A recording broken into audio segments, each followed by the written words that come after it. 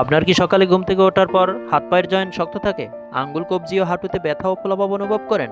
আর এই সমস্যা যদি বারবার হতে থাকে, তাহলে বিষয়টি শুধু সাধারণ বাতের ব্যথা নাও হতে পারে।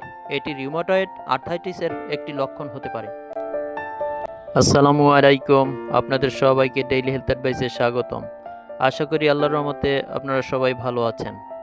আজ আমরা জানব রিউমাটয়েড আর্থ্রাইটিস আসলে কী, এর গুরুত্বপূর্ণ লক্ষণগুলি কী কী, কী কারণে হতে পারে, কিভাবে চিকিৎসা ও দৈনন্দিন যত্নের মাধ্যমে নিয়ন্ত্রণে রাখা যায় এবং কখন চিকিৎসকের পরামর্শ নেওয়া জরুরি। প্রথমেই জেনে নেওয়া যাক রিউমাটয়েড আর্থ্রাইটিস কী। এটি একটি দীর্ঘমেয়াদী অটো ইমিউন ডিজিজ। এই অবস্থায় শরীরের রোগ প্রতিরোধ ব্যবস্থা ভুলভাবে নিজের জয়েন্টের আবরণে আক্রমণ করতে পারে। ফলে জয়েন্টে প্রদাহ, ব্যথা ও ফোলাভাব এবং শক্তভাব দেখা দিতে পারে। সাধারণত হাত ও পায়ের জয়েন্টগুলোতে এটি বেশি দেখা যায় এবং অনেক সময় দুই পাশের জয়েন্টই একই ধরনের সমস্যা হতে পারে। দ্বিতীয় ধাপে জেনে নিন এর সাধারণ লক্ষণগুলি। জয়েন্টে ব্যথা, ফোলাভাব, সকালে ঘুম থেকে ওঠার পর দীর্ঘ সময় জয়েন্ট শক্ত বা স্টিফ থাকা, হাতের আঙ্গুল ও কবজিতে ব্যথা, দৈনন্দিন কাজ করতে অসুবিধা এবং কখনো কখনো অতিরিক্ত ক্লান্তি। এসব লক্ষণ দেখা দিতে পারে। বিশেষ করে একই ধরনের সমস্যা যদি দীর্ঘদিন থাকে, তাহলে অবহেলা না করে চিকিৎসকের পরামর্শ নেওয়া গুরুত্বপূর্ণ। কেন হতে পারে? তৃতীয় ধাপে আসি সম্ভাব্য কারণ ও ঝুঁকির বিষয়গুলোতে। রিউমাটয়েড আর্থ্রাইটিসের একক কোনো কারণ সবসময় নির্দিষ্ট করা যায় না, তবে জেনেটিক বা পারিবারিক প্রবণতা, ধূমপান এবং কিছু পরিবেশগত কারণ এর ঝুঁকি বাড়াতে পারে। তাই শুধু বয়স বা শারীরিক পরিশ্রমকে এর একমাত্র কারণ মনে করা ঠিক নয়। কিভাবে নিয়ন্ত্রণে রাখা যায়?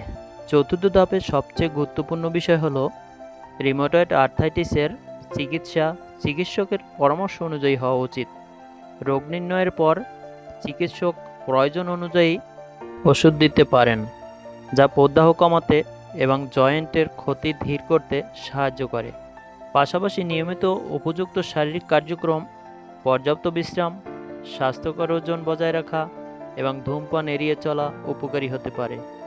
নিজের ইচ্ছায় ওষুধ বন্ধ বা পরিবর্তন করবেন না। কখন চিকিৎসকের কাছে যাবেন?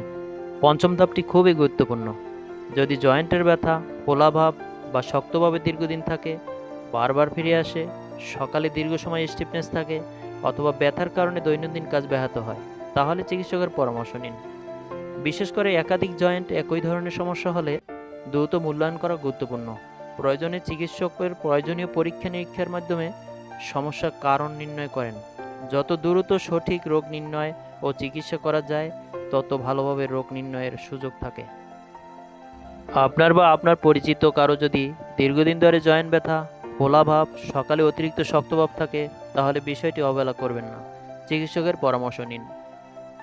ভিডিওটি যদি আপনার উপকারে আসে তাহলে একটি লাইক দিন, প্রিয়জনদের সাথে শেয়ার করুন এবং এমন স্বাস্থ্য বিষয়ক তথ্য পেতে ডেইলি হেলথ অ্যাডভাইস চ্যানেলটি সাবস্ক্রাইব করে পাশে থাকুন। মনে রাখবেন, স্বাস্থ্য সম্পর্কে সচেতন হওয়া ও সময়মতো চিকিৎসকের পরামর্শ নেওয়াই হতে পারে সুস্থ থাকার গুরুত্বপূর্ণ একটি পদক্ষেপ। আল্লাহ আমাদের সবাইকে সুস্থ রাখুন। আমিন।